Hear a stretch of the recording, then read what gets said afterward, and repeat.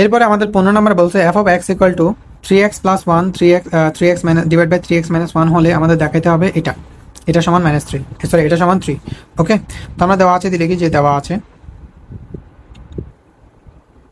চলো কি দেওয়া আছে, আমাদের দেওয়া আছে F of x equal two হচ্ছে যে উপরে 3x প্লাস 1 এবং নিচে হচ্ছে 3x মাইনাস 1, এটা দেওয়া আছে নাকি।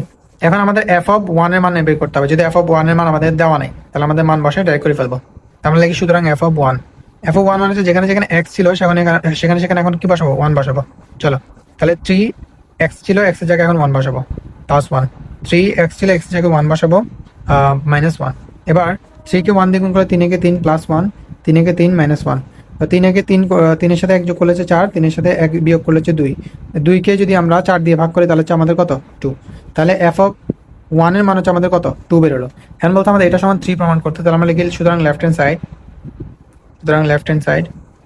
আমাদের দেওয়া আছে F of 1 equal to F of 1 plus 1, আর নিচে দেওয়া আছে এফ অফ 1 মাইনাস 1। চলো তাহলে এফ অফ 1 এর মান আমরা কত বের করেছি, 2, তাহলে 2 প্লাস 1, আর এখানে হচ্ছে যে এফ অফ 1 এর মান হচ্ছে 2 মাইনাস 1।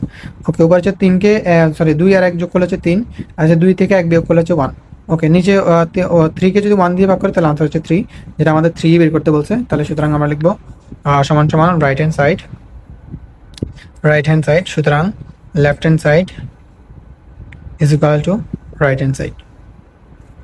তো আমাদের কি করতে বলছে, আমাদের বলছে দেখা হচ্ছে, তাহলে আমরা লিখবো শর্ট।